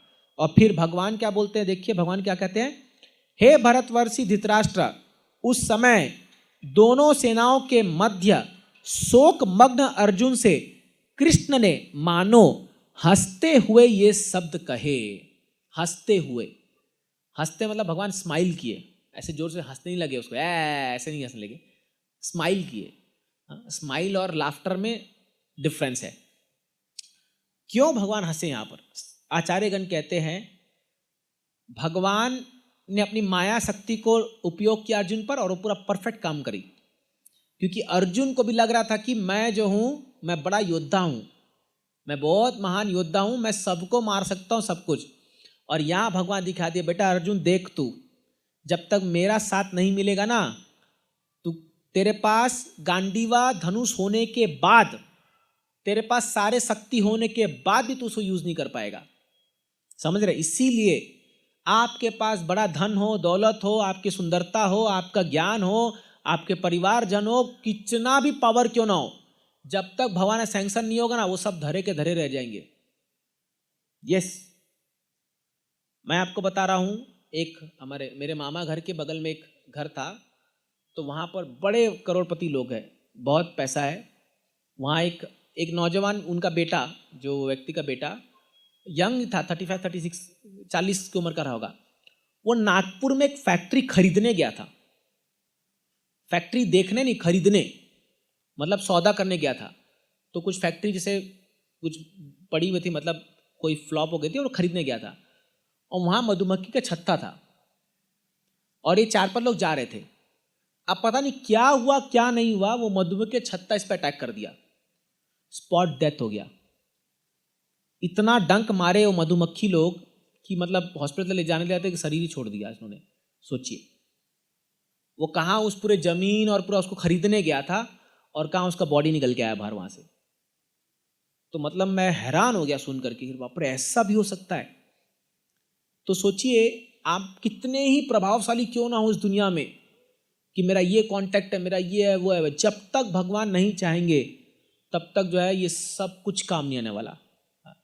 ये है आपके पास, बहुत अच्छी बात है, बट आपको इसका श्रेय कृष्ण को देना होगा।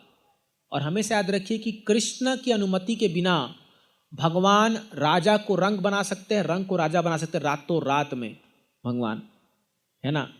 जैसे अभी मैं बता रहा आपको, अभी जब फ्लाइट में आ रहा था तो मैं सोच रहा था, अरे ये फ्लाइट वाले कितना कमाते हो। मैं सोच रहा था कितना इनका, आप देखते हो कितना हाईफाई रहता है एयरपोर्ट, ऊपर सब एकदम हाईफाई, एकदम मुंबई का एयरपोर्ट आप जाओगे तो लगे अरे बाप रे बाप, कितना कमाते होंगे लोग, कितने बड़े लोग हैं, कितने ये लोग हैं।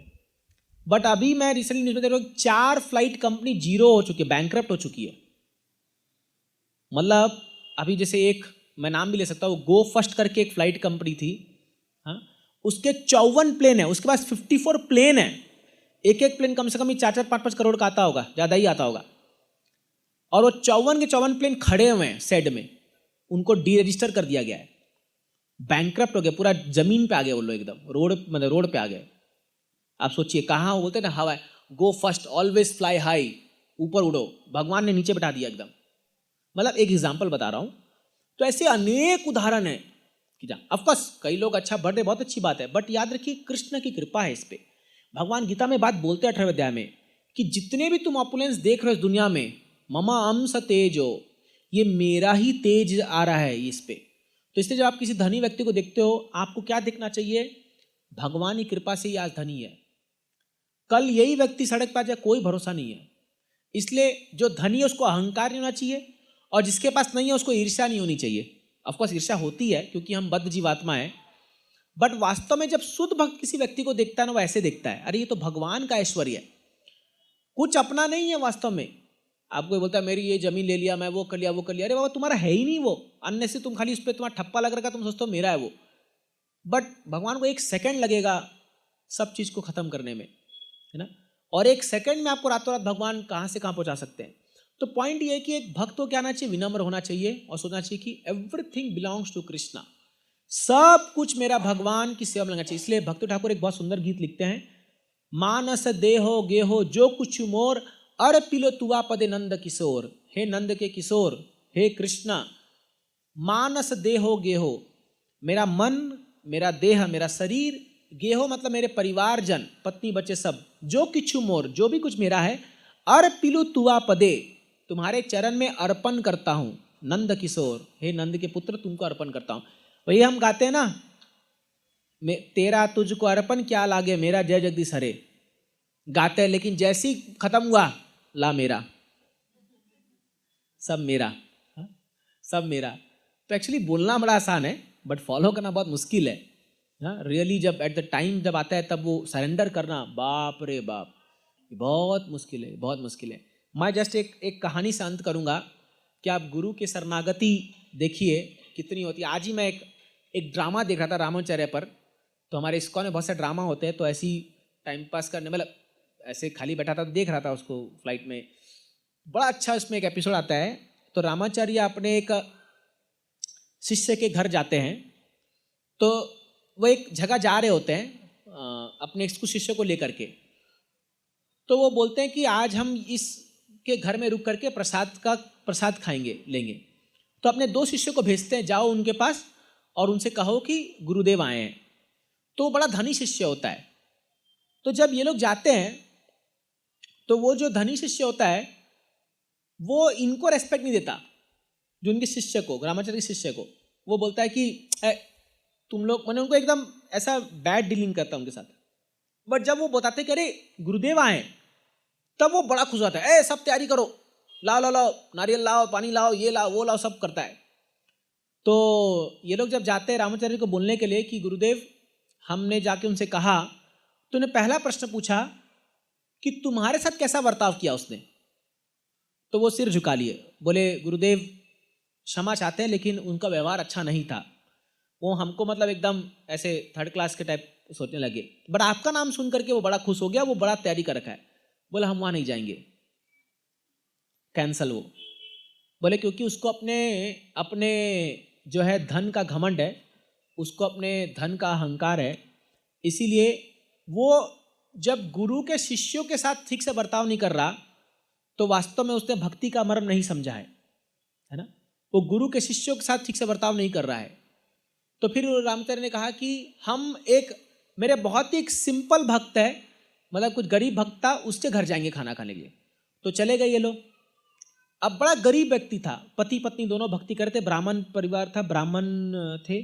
तो क्या हुआ, जब ये पहुंचे वहां पर, तो पति बाहर भिक्षा मांगने गए थे, ब्राह्मण था, भिक्षा मांगने गया था।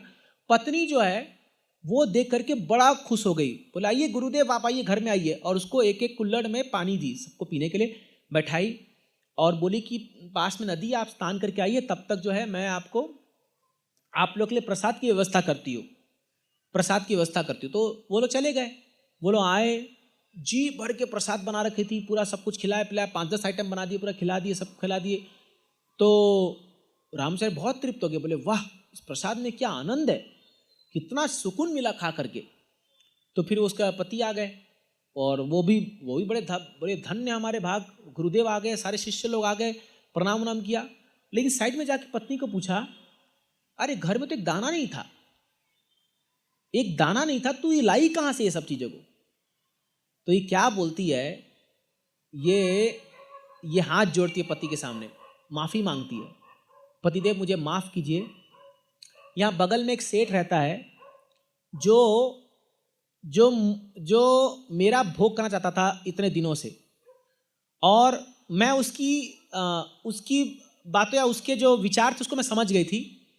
मैंने अपने आप को गिरवी रख दिया है उसके सामने, मैंने अपने आप को गिरवी रख दिया उसके सामने जा करके, और वो जो धन मुझे दिया उससे मैंने ये प्रसाद बनाया और इन भक्तों को खिलाया। जब इसका पति सुना ये, वो इसका पांव छू लिया, पर अपने पत्नी का, बोला धन्य हूं मैं कि ऐसी पत्नी मिली है जो गुरु की सेवा के लिए अपने आप को बेच दे। मतलब आपको ये फॉलो नहीं कर सकते हम लोग, लेकिन ये बहुत एक्सट्रीम है, बट मैं बता रहा हूं। वो गुणगान करने लगा भारी, बोला क्या सौभाग्य तुम्हारा, क्या सौभाग्य कि तुम अपने गुरु की सेवा के लिए तुम इतने तुम कमिटेड हो, इतना डेडिकेटेड हो। तो फिर जब ये बात वो सुनी तो क्या हुआ, ये बात रामाचार्य सुन लिए थे और वो आ गए। रामाचार्य प्रकट वहाँ पर आ गए, वो तो खैर भगवान के भक्त है, सब जानते हैं। उन्होंने कहा कि मेरा जीवन धन्य हो गया तुम जैसे शिष्य को प्राप्त करके। तुम दोनों जो एक शिष्य का जो उच्चतम उदाहरण तुम प्रस्तुत कर रहे हो इस दुनिया में। और उन्होंने कहा एक काम करो, जाओ अभी जिससे तुम धन लेके आए हो उससे जाके तुम जो है जो इसकी इच्छा पूरी करो। जाते थे जो है अपना एक उच्चिष्ट, रामाचार्य ने एक मटका दिया, उसमें अपना झूठा जो था जो खाया था उन्होंने वो दे दिया, बोला इसको खिला देना उसको, उस व्यक्ति को। ये गई पति की आज्ञा लेके, गुरु की आज्ञा लेके वहाँ गई। और वो जो धनी व्यक्ति था वो पहले तो बहुत ही उसको मतलब जैसे द्रौपदी को जैसे ये लोग देख रहे थे, कर्ण और ये लोग सब उस भाव से देखने लगा। और फिर उन्होंने कहा कि देखो तुम्हारी जो इच्छा तुम कर सकते हो, लेकिन उससे पहले मेरे गुरुदेव ने ये तुम्हारे लिए प्रसाद भेजा, इसको ग्रहण कर लो। जैसी 2 दाना खाया इसके चरणों में गिर गया करके, बोला हे भगवान इतना पापी हूं मैं, इतना पापी हूं मैं, मैंने सोचा भी कैसे तुम जैसे सतीव्रता स्त्री के प्रति ऐसी भावना मैंने मन में आई कैसे। और फुट फुट कर रोने लगा, बोला कौन है तुम्हारे गुरु, इतने महान गुरु? बोले मेरे गुरु रामाचार्य है। बोले आज से मेरा पूरा जीवन उनको समर्पित हो गया जो है, और जाके सरेंडर कर देते हैं रामाचार्य को। तो देखिए शास्त्र में गुरु की सेवा का बहुत महिमा बताया गया, बहुत बहुत है। और ऐसे लोग हुए हैं, मैं तो आपको एक एग्जांपल दिया अभी, और मेरे को बहुत सारे याद आ रहे हैं, अभी टाइम नहीं है, लेकिन बहुत सारे। तो जो है कैसे सेवा किया लोगों ने गुरु का, और आशीर्वाद प्राप्त किए लोगों ने गुरु की।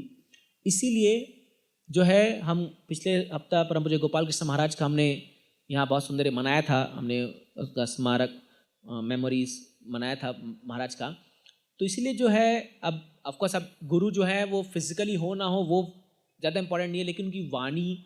अब शिला प्रभुपाद जी भी ऐसे ही थे। प्रभुपाद जी ने भी अपने एक बार बैठे थे प्रभुपाद जी और अपने शिष्य को कहा कौन आप में से जाकर के जापान में प्रचार करेगा।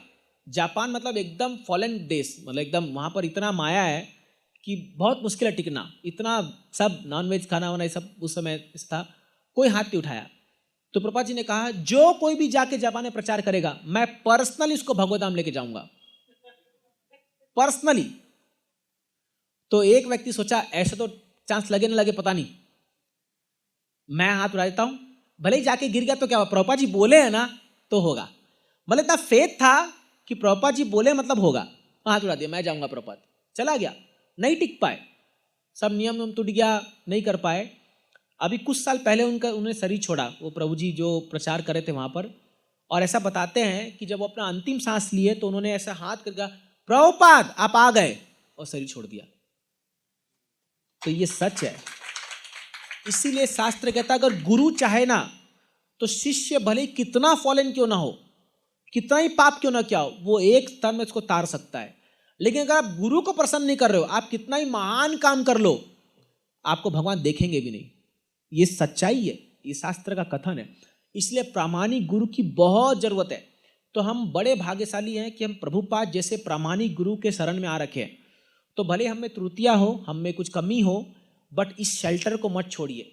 आप प्रभुपाद जी के चरणों को पकड़ के रखिए पूरा स्ट्रांगली। आप देखिए क्या चमत्कार होगा जीवन में, आप सोच भी नहीं पाएंगे। मैंने देखा है लोगों के जीवन में ऐसा, तभी मैं बता पा रहा हूँ ये बात कि प्रभुपाद जी कोई साधारण व्यक्ति नहीं थे। और उन्होंने जो ये मूवमेंट बनाया 10,000 साल तक चलेगा ये मूवमेंट, तो इसको कोई रोक नहीं पाएगा 10,000 साल तक। तो क्यों ने हम भी हाथ धो ले बहती गंगा में, अपना भी उद्धार हो जाएगा। तो इसीलिए क्या है, पकड़ के रखिए, साथ में चलिए। तो मैं हमेशा एग्जाम्पल कहता हूँ कि आप जो है कैसे भी करके, अगर मान लो आप ट्रेन में चढ़ गए, हाँ आपको बस ट्रेन में चढ़ना है, अंदर भले आप झगड़ा पिटाई मार पिटाई जो करना है करो, आप डेस्टिनेशन पहुँच जाओगे, है कि नहीं है। चढ़ना जरूरी है बस, तो इस्कॉन जो है, आप ट्रेन बोलो या बोट बोल रहे हो, इस्कॉन उस बोट के समान है जो इस दुनिया से भगवत धाम जा रही है। ये तो 100% श्योर है वो जा रही है, उसकी कैप्टन प्रभुपाद जी है। अब हम सब जो है उसमें अलग अलग प्रकार के सवारी है। तो बोट में बस चढ़ जाइए, आप सब चढ़ गए, अब बस बैठे रहिए, कूदिए मत वापस। कोई अगर वापस कूदने बोलेगा भाई मैं तो नहीं चितना चाहता है, कूदेगा तो क्या कर सकते हो, उसको तो मरना ही है। तो कूदना नहीं है, बस बने रहो, सब कुछ अपने आप हो जाएगा। तो इसीलिए क्या है, ये जो गुरु की महिमा इस 4 श्लोक में बहुत इंपॉर्टेंट बताई गई है। भगवान हंसे अर्जुन को देख करके, मैंने थोड़ा स्माइल किए, बोले अर्जुन आ गया तू अपनी औकात पर देखा मेरा खेल। लेकिन अब भगवान ज्ञान देंगे। ऐसा नहीं है कि भगवान अपने भक्तों को बिल्डर करके फिर मजा लेते हैं, हाँ बहुत बहुत मजा आया, बहुत मजा आया, ऐसा नहीं है। भगवान ज्ञान भी देते हैं। अब भगवान अगले जब सप्ताह हम पढ़ेंगे 11वें श्लोक से जो है भगवान जो है आत्मा का ज्ञान देकर के अर्जुन का पूरा मोह खत्म कर देंगे। देखना आप, धड़ाधड़ भगवान ऐसा सिखाएंगे, इसको मजा आ जाएगा बड़ा भगवत गीता पढ़ करके आप लोग को। ऐसा एक एक बात बहुत सुंदर भगवान बताएंगे। तो हम अगले क्लास से पढ़ेंगे, कोई मिस मत कीजिएगा ये क्लासेस को। ऑफकोर्स बीच बीच में थोड़ा सा प्रावधान आ रहा है, हम क्या करें, हमारे उसके बाहर है, लेकिन अटेंड कीजिए क्लासेस को और रेगुलर साथ में चलिए और परपोर्ट जरूर पढ़िए। मैं आप सबसे रिक्वेस्ट करता हूँ कि घर में जा करके जो आज हम 3 श्लोक पढ़े हैं उसका तात्पर्य जरूर पढ़िए, क्योंकि वो तात्पर्य शिला प्रभुपाद जी ने लिखा है और प्रभुपाद जी के तात्पर्य को पढ़ने से आप प्रभुपाद जी का सानिध्य प्राप्त करोगे। शिला प्रभुपाद जी ने कहा था कि मैं कभी मरूंगा नहीं, मैं मेरे पुस्तकों में जीवित रहूंगा। तो जो भी प्रभुपाद जी के पुस्तक को पढ़ते हैं वो प्रभुपाद जी से डायरेक्ट संबंध उनका जुड़ जाता है। ये है वाणी सेवा, हाँ, गुरु की वाणी सेवा है ये। तो इसलिए इस किताब को सबको पढ़ना है। तो घर जाकर के तात्पर्य को पढ़िए, फिर हम अगला क्लास जो है करेंगे नेक्स्ट सैटरडे, ठीक है। हरे कृष्णा हरे कृष्णा हरे कृष्णा कृष्णा कृष्णा हरे हरे हरे रामा हरे रामा रामा रामा हरे हरे हरे कृष्णा हरे कृष्णा कृष्णा कृष्णा हरे हरे हरे रामा हरे रामा राम राम हरे हरे हरे कृष्णा हरे कृष्णा कृष्णा कृष्णा हरे हरे हरे रामा हरे रामा रामा रामा हरे हरे हरे कृष्णा हरे कृष्णा कृष्णा कृष्णा हरे हरे हरे रामा हरे रामा राम राम हरे हरे हरे कृष्णा कृष्णा कृष्णा हरे हरे हरे राम राम राम हरे हरे हरे कृष्णा कृष्णा कृष्णा कृष्णा हरे हरे हरे राम राम राम हरे हरे हरे कृष्णा कृष्णा कृष्णा हरे हरे हरे राम राम राम हरे हरे हरे कृष्णा कृष्णा कृष्णा हरे हरे हरे राम राम राम हरे हरे हरे कृष्णा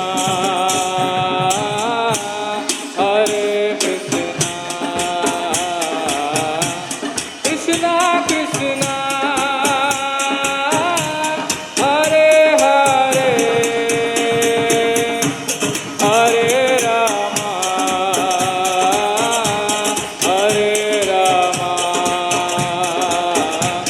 राम राम हरे हरे हरे कृष्णा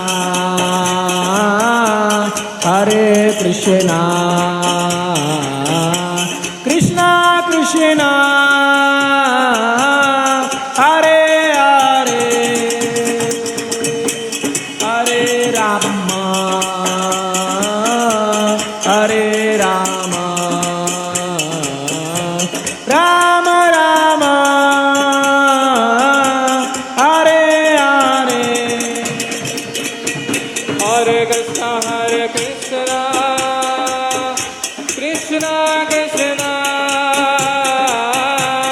हरे हरे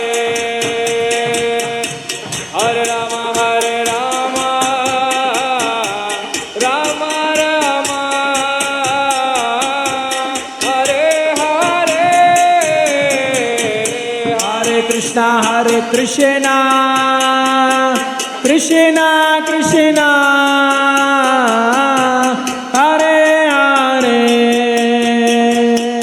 हरे राम राम राम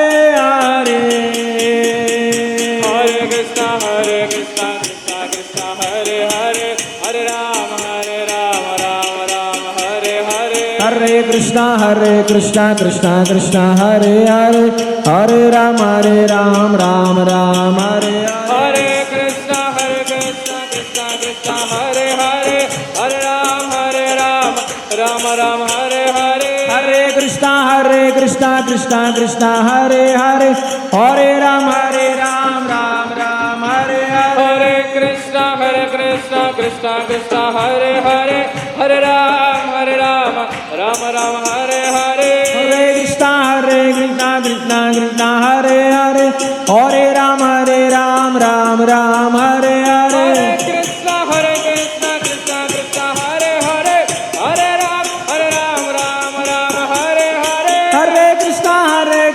कृष्णा कृष्णा हरे हरे हरे राम राम हरे हरे हरे कृष्णा कृष्णा कृष्णा हरे हरे हरे राम राम हरे हरे हरे कृष्णा कृष्णा हरे हरे हरे राम राम हरे हरे हरे कृष्णा कृष्णा कृष्णा हरे हरे हरे राम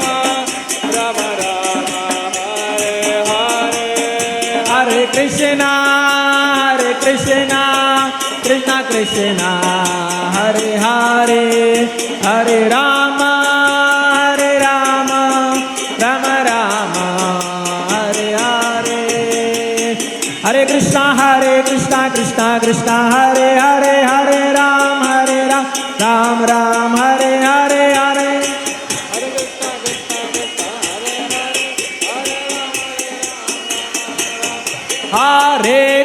हरे कृष्णा कृष्णा कृष्णा हरे हरे हरे राम राम राम हरे हरे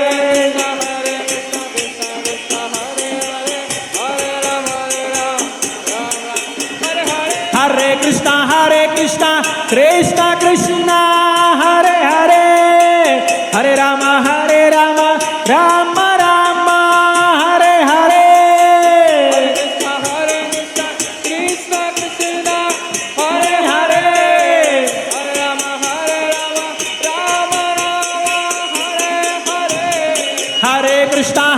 कृष्णा कृष्णा कृष्णा हरे हरे हरे राम राम राम हरे हरे हरे हरे हरे राम हरे हरे हरे कृष्णा कृष्णा कृष्णा हरे हरे हरे राम राम राम हरे हरे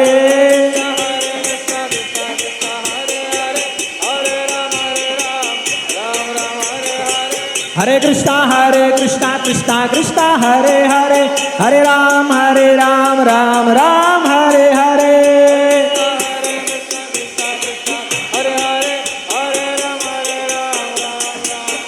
हरे कृष्णा कृष्णा कृष्णा हरे हरे हरे राम राम राम हरे हरे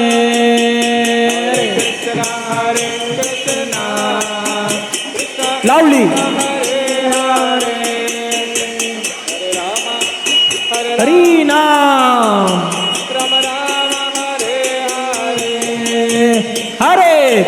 हरे कृष्णा कृष्णा हरे हरे हरे राम राम राम हरे हरे हरे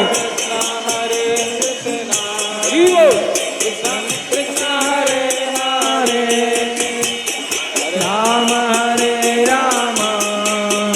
राम राम हरे हरे हरे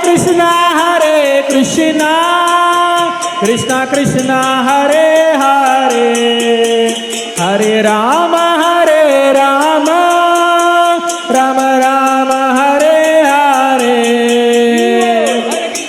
हरे कृष्णा कृष्ण हरे हरे हरे राम लावली राम हरे हरे हरे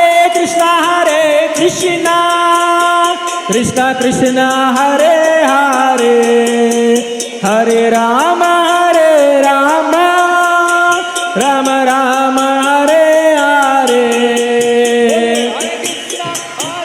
जोर से कृष्ण हरे हरे हरे राम हरे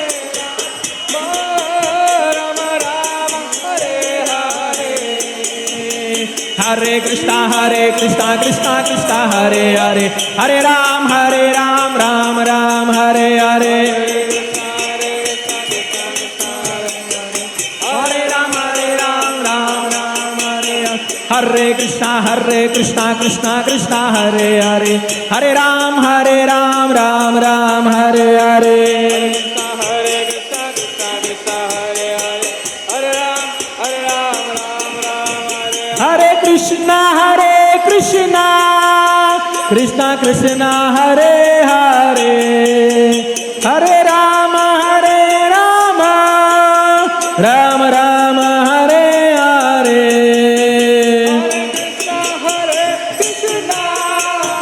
कृष्ण कृष्ण हरे हरे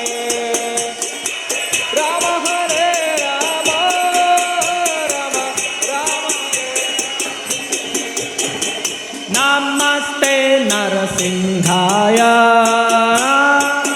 नरसिंहाय नमस्ते नरसिंहाय प्रहलाद लाद दायिने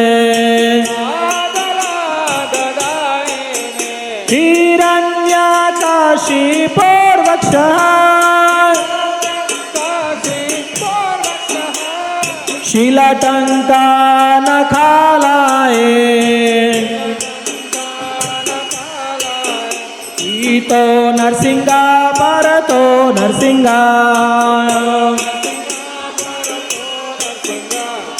यतो यतो यामि ततो नरसिंहा बहिर्नरसिंहा हृदये नरसिंहा नरसिंहमदिं शरणं प्रपदे तव करकमलवरे नाथाम् अद्भुत शृंगा दलिता हिरण्यकशिपो तनुभृंगा केशवधृता नरहरिरूप जय जगदीश हरे जय जगदीश हरे जय जगदीश हरे तव कर कमल वरे अद्भुत शृंगा दलिता हिरण्यकशिपो तनुभृंगा केशवधृता नरहरिरूप जय जगदीश हरे जय जगदीश हरे जय जगदीश हरे जय केशवधृता नरहरिरूप जय जगदीश हरे जय जगदीश हरे जय जगदीश हरे केशवधृता नरहरिरूप जय जगदीश हरे जगदीश हरे जय जगदीश हरे जय नरसिंह देव नरसिंह देव नरसिंह देव जय नरसिंह देव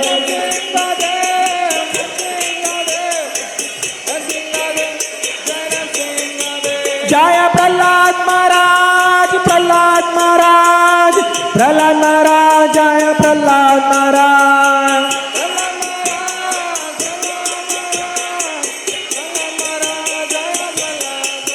जय जय प्रभुपाद प्रभुपाद प्रभुपाद प्रभुपाद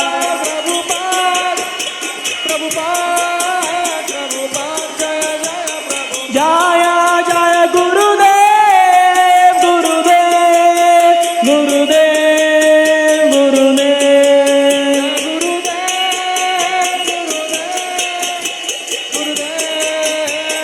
निताय गौर हरि बोल हरि बोल हरि बोल हरि बोल